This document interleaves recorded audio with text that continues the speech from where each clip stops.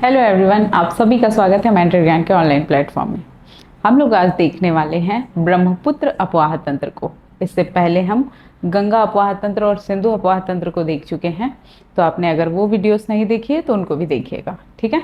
तो ब्रह्मपुत्र अपवाह तंत्र भी किसके अंतर्गत आता है? हिमालय की नदियों का अपवाह तंत्र के अंतर्गत आता है, क्योंकि यहाँ से निकलने वाली नदियाँ भी, यानी कि ब्रह्मपुत्र नदी और इसकी सहायक नदियां भी इस हिमालय रेंज से ही निकलती है, इसलिए इसको किसके अंतर्गत रखा गया है? हिमालय के अपवाह तंत्रों के अंतर्गत रखा गया है, ठीक है। तो आज हम देखते हैं किसको? ब्रह्मपुत्र नदी अपवाह तंत्र को।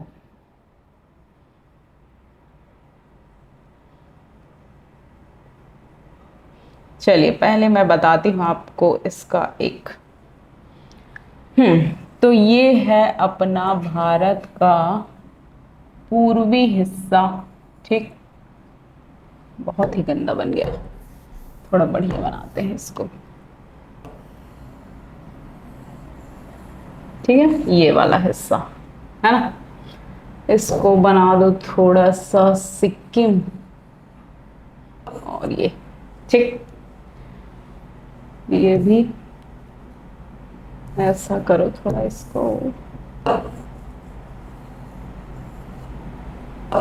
ओके है, ठीक है। पूर्वी हिस्सा है ये भारत का। इधर ही आपको क्या देखने मिलेगा? भारत के पूर्वी हिस्से में ब्रह्मपुत्र अपवाह तंत्र देखने मिलेगा, ठीक। ब्रह्मपुत्र अपवाह तंत्र। अब सबसे पहले मैं आपको बताऊं कि ब्रह्मपुत्र नदी में ब्रह्मपुत्र अपवाह तंत्र में सबसे पहले क्या देखेंगे हम? ब्रह्मपुत्र नदी को, ठीक। तो ब्रह्मपुत्र नदी जो है सर्वाधिक जल अपवाहित करने वाली नदी है। सर्वाधिक जल अपवाहित करने वाली नदी है, यानी कि सबसे ज्यादा जल कौन सी नदी में होता है? तो ब्रह्मपुत्र नदी में, ठीक। ये बात याद रखेंगे। इसके बाद इसकी कुल लंबाई आप देखेंगे तो 2880 किलोमीटर कहें, या लगभग 2900 किलोमीटर में ये क्या होती है? अपवाहित होती है, ठीक है। भारत में इसकी लंबाई कितनी है? भारत में इसकी आप लंबाई देखेंगे तो 916 किलोमीटर में ये भारत में बहती है। कुल लंबाई कितनी है? 2880 किलोमीटर, लेकिन भारत में ये बहती है 916 किलोमीटर में, ठीक। अब देखें, सबसे पहले क्या देखते हैं हम? इस उद्गम। उद्गम कहां से होता है? तिब्बत से ही इसका उद्गम होता है, ठीक है। कहां से? तिब्बत के मानसरोवर के पास, मानसरोवर के पास आप देखेंगे चेमा युंगडुंग, चेमा युंगडुंग ग्लेशियर से ही क्या होता है? ब्रह्मपुत्र नदी का उद्गम होता है। कौन सा ग्लेशियर है? चेमा युंगडुंग ग्लेशियर, जो कि कहाँ है? तिब्बत के मानसरोवर के पास, ठीक है। कुछ यहां हो सकता है चेमा युंगडुंग ग्लेशियर, ठीक है। अब ये कौन कौन से देश में प्रवाहित होता है ब्रह्मपुत्र नदी? तो आप देखेंगे इसका प्रवाह क्षेत्र कौन कौन सा है? तो सबसे पहले तो तिब्बत में बहता है ये, इसके बाद भारत में प्रवेश करता है, इसके बाद चला जाता है ये बांग्लादेश में, ठीक। कहां? बांग्लादेश चला जाता है, ठीक है। तो तिब्बत में इसको कहा जाता है सांगपू। ये निकला चेमा युंगडुंग से, और इसे तिब्बत में कहा जाता है क्या? सांगपो, ठीक। क्या कहेंगे? सांगपो नदी कहते हैं। ब्रह्मपुत्र के नाम से ये ना वहां नहीं जाना जाता। कहां जाना जाता है ब्रह्मपुत्र के नाम से? ये देखते हैं, ठीक। इधर आएगा ये, यहां पे आके यहां पे आपको दिखेगा अरुणाचल प्रदेश, ठीक। तिब्बत से आया किधर, इस दिशा में बहा, है ना, या फिर ये सिक्किम के इधर भी लगा सकते हैं इसको, ठीक, तिब्बत में है। यहां पे ये गार्ज का निर्माण करता है, ठीक है, किसका, गार्ज का निर्माण करता है। गार्ज क्या होता है मैंने बताया था, नदियों के इरोजन से बने हुए, नदियों के अपरदन से बने हुए गहरे, किसको, घाटी जैसा जो क्षेत्र होता है उसे क्या कहा जाता है, गार्ज कहा जाता है, ठीक। तो यहां पे ये क्या बनाएगा, गार्ज बनाएगा। और अरुणाचल प्रदेश में एंटर करने से पहले ये यू शेप का हो जाता है। यू शेप होने का कारण क्या है, यहाँ पे, यहीं पे आपको नामचा बरवा पर्वत दिखेगा। कौन सा, नामचा बरवा पर्वत, है ना। अब नामचा बरवा पर्वत के कारण ये इधर से ऐसे मुड़ जाती है, फिर कहाँ एंटर करती है, अरुणाचल प्रदेश में, ठीक है। तो देखो सबसे पहले ये कहाँ से निकला, चेमा युंगडुंग ग्लेशियर मानसरोवर के पास, सिक्किम से, ठीक है, सिक्किम नहीं, क्या बोलते हैं, तिब्बत से। तिब्बत में इसे क्या कहा जाता है, सांगपो कहा जाता है। आगे चलकर ये गहरे गार्ज का निर्माण करता है और अरुणाचल प्रदेश पहुंचने से पहले ये यू आकार का हो जाता है। यू आकार होने का कारण है यहां स्थित नामचा बरवा पर्वत। यू आकार के बाद ये एंटर करता है कहां, अरुणाचल में, अरुणाचल प्रदेश में। अरुणाचल प्रदेश में इसे दिहांग के नाम से जाना जाता है, ठीक, किस नाम से जाना जाता है, दिहांग नदी के नाम से जाना जाता है। तो देखो इधर सांगपो कहा गया, अरुणाचल प्रदेश में इसको क्या कहा गया, दिहांग कहा गया, ठीक। आगे यह पहुंचेगा कहां, असम में, ये वाला क्षेत्र असम है, ठीक, कहां, असम में प्रवेश करता है और असम में इसे क्या कहा जाता है, ब्रह्मपुत्र। तो ब्रह्मपुत्र का नाम किधर पड़ा, असम में। पहले उसका नाम क्या था, सांगपो, फिर हुआ दिहांग, दिहांग के बाद इसको क्या कहा जाता है, असम में ब्रह्मपुत्र के नाम से जाना जाता है। अब देखो इधर ये प्रवेश किया था पहाड़ी पर्वतीय इलाकों में, असम से ये मैदानी इलाके में प्रवेश कर जाता है, ठीक है। और असम में इसको कौन सा क्षेत्र मिलता है, मैदानी क्षेत्र, जिसके कारण यहाँ पे आपको ब्रह्मपुत्र का बड़ा मैदान देखने मिलेगा, ठीक है, ब्रह्मपुत्र नदी का मैदान देखने मिलेगा। इसी ब्रह्मपुत्र नदी में आपको देखने मिलेगा माजुली द्वीप, ठीक, माजुली द्वीप, जो कि दुनिया का सबसे बड़ा नदी द्वीप है। द्वीप यानी आइलैंड, आप जानते हैं समुद्रों में ही आइलैंड बनता है, लेकिन ये ऐसी नदी है जिस पर क्या बना हुआ है, आइलैंड बना हुआ है, और ये दुनिया का सबसे बड़ा नदी द्वीप है। अब तो इस माजुली को, है ना, ये जो माजुली द्वीप है इसको असम सरकार ने जिला भी घोषित कर दिया, ठीक, क्या किया असम सरकार ने, इसको जिला घोषित कर दिया। यहां से निकलकर, असम से निकलकर आगे ये कहां जाएगी, बांग्लादेश प्रवेश करेगी, है ना, बांग्लादेश प्रवेश करेगी आगे जाकर, और बांग्लादेश में इसका नाम क्या हो जाता है, जमुना हो जाता है। यमुना नहीं ना, जमुना, ठीक। तो कहां कहां प्रवेश करती है, कितने देशों में ये नदी बहती है, तो सबसे पहले तिब्बत, भारत और बांग्लादेश, 3 देशों में कौन बहता है, ब्रह्मपुत्र नदी। भारत के कौन कौन से राज्यों से ये बहता है, तो अरुणाचल प्रदेश और असम में, ठीक है। असम के बाद ये कहां आ जाता है, बांग्लादेश आ जाता है, और बांग्लादेश में इसे कौन से नाम से जाना जाता है, जमुना के नाम से। यही जमुना बाद में गंगा नदी, जिसे बांग्लादेश में पद्मा के नाम से जाना जाता है, ठीक, तो ये गंगा हो गई, जिसे पद्मा नाम से जाना जाता है, कहाँ? बांग्लादेश में।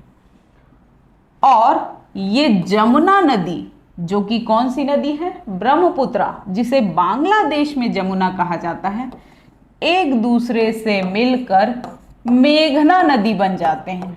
कहाँ मिलते हैं? और बांग्लादेश में। दोनों एक दूसरे से मिलकर क्या बने? मेघना नदी बने। ठीक है। और यही मेघना नदी आगे चलकर बंगाल की खाड़ी में विसर्जित हो जाती है। ठीक है। इसी आसपास आपको क्या देखने मिलता है? सबसे बड़ा डेल्टा, है ना? सबसे बड़ा डेल्टा देखने मिलेगा, जिसे क्या कहा जाता है? सुंदरबन का डेल्टा कहा जाता है। डेल्टा क्या होता है, मैंने आपको पहले नदियां जब स्टार्ट कर रहे थे तो सबसे पहले वीडियो में बताया था। डेल्टा का मतलब क्या होता है? जब नदी अपने मुहाने पर पहुंचती है और समुद्र से मिलने वाली होती है तो कई शाखाओं में बढ़ जाती है, और शाखाओं के बीच जो त्रिभुजाकार की भूमि बनती है उसे ही क्या कहा जाता है? डेल्टा कहा जाता है। तो जब ये दोनों मिलती हैं नदियां, और मेघना के बाद जब मेघना कहाँ जाती है? बांग्लादेश में विसर्जित होने के लिए जाती है, तो यहीं पे सबसे बड़ा डेल्टा बनता है, जिसे क्या कहा जाता है? सुंदरबन का डेल्टा कहा जाता है। ठीक है। तो जो सुंदरबन का डेल्टा है वो भारत और बांग्लादेश के बीच स्थित है, यानी कि दोनों देशों का क्या है? उसमें अधिकार है। ठीक है। चलो, यहां तक हो गया। गार्ज का निर्माण हो गया, है ना? नामचा बरवा चोटी को हमने देख लिया, यू शेप को देख लिया। ठीक। अब देखते हैं हम इसके तटीय शहरों को, कि इसके आसपास कौन से तटीय शहर स्थित है। तो सबसे पहले आता है इसका तटीय शहर में आप देखेंगे डिब्रूगढ़। ठीक। डिब्रूगढ़ जो कि असम पे है। तेजपुर, क्या? तेजपुर। 3 शहर आपको देखने मिलेंगे इसमें, डिब्रूगढ़, तेजपुर और गुवाहाटी। गुवाहाटी। ठीक है। तो ब्रह्मपुत्र के तटीय शहर कौन कौन से हैं, है ना? या ब्रह्मपुत्र के किनारे बसे शहर कौन कौन से हैं? डिब्रूगढ़, तेजपुर और गुवाहाटी। ठीक। चलो, यहां तक समझ में आया। अब इसके बाद हम लोग देखते हैं ब्रह्मपुत्र की सहायक नदियों को।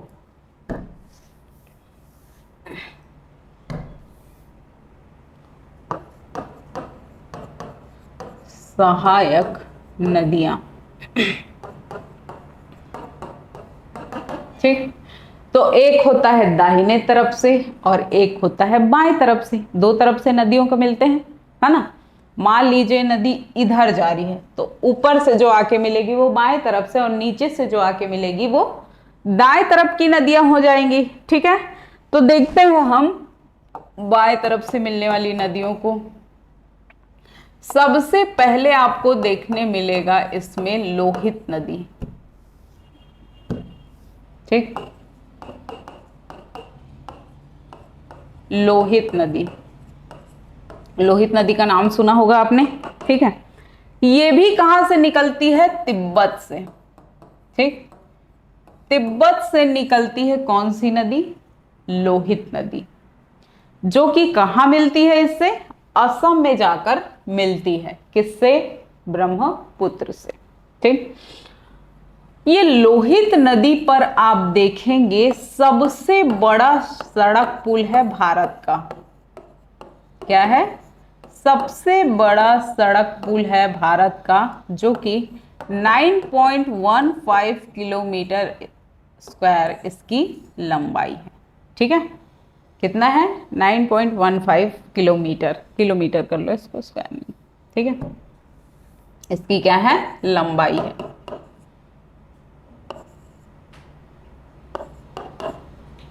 सड़क पुल कीजिएगा ना इसको, सड़क पुल, जो कि क्या नाम है इसका? और इसका नाम बताइए, क्या नाम है इस पुल का जो लोहित नदी पर स्थित है? भूपेन हजारिका ब्रिज। भूपेन हजारिका ब्रिज कहा जाता है इसे। इसका एक और नाम है ढोला सादिया ब्रिज। ढोला सादिया ब्रिज, चूंकि ये अरुणाचल प्रदेश के ढोला और असम के सादिया के बीच है, इसलिए और क्या कहा जाता है इसे, ढोला सादिया ब्रिज के नाम से भी जाना जाता है।